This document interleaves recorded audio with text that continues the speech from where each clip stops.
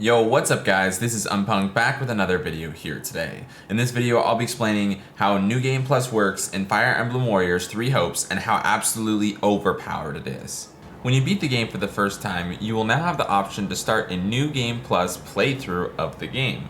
When you do this, you are given the option to carry over a lot of different items and progress. You are first prompted to select which units you'd like their levels to carry over. This allows any previous unit's levels to be brought into a new playthrough. The chapter at which the levels will carry over varies slightly, but you should have all of them by the time you start chapter 4. This will only apply to units you have previously used in a previous playthrough. So if you are switching paths to a new path for a second playthrough, the characters for that second path, if you have not used them before, will start at default level 1.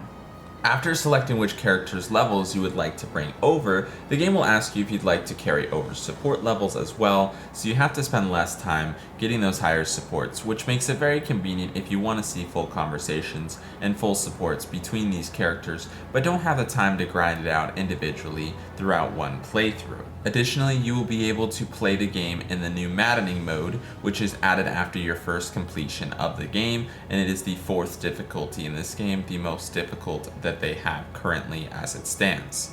Once you reach chapter 4 in the game, you will now have the option to start using your base camp again, which will have a few new features because of New Game Plus, in addition to your facilities being carried over from your previous playthrough, but I'll talk more about that in just a second.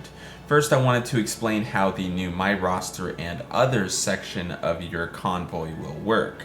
As you previously should have known, you will have a roster section in each playthrough of your game that allows you to see what characters you have, their levels, their equipment, etc. Now you have a new option called Others, which allows you to see any other units you have leveled up from your previous playthroughs, non-playable characters, and things of that nature.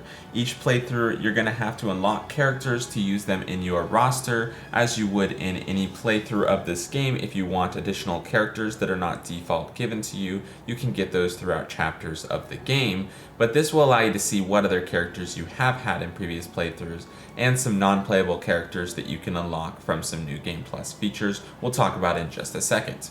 Like I was previously stating, when you reach chapter 4 and unlock your base camp, you will still have all your previously unlocked facility upgrades. The only exclusion to this is you still must reach the corresponding chapter of that playthrough to unlock the facilities like the tactics instructor, for example. All upgrades will be present, including how many activity points and training points you have per chapter. The last but not least feature contains a very big story spoiler, so if you're trying to not be spoiled on anything crazy, I highly recommend you click off the video now. I'll give you a few seconds to do so while we fill in the time. Alright, it looks like we're all clear. Anyways, the last big feature has 2 parts and requires you to go to your personal quarters and select the Spend Renown option you have. There will be 2 new options now available to you. The first is Unlock Units, which allows you to trade Renown for up to 3 new characters previously unplayable. To unlock Rhea or Sothis, you must simply complete the game. To unlock Arval, you must have beaten the game while also unlocking Byleth along the way and completing those 2 secret chapters that come with it. These characters cannot be used in real chapter battles, but can be used in auxiliary battles and will all come as level 50 characters.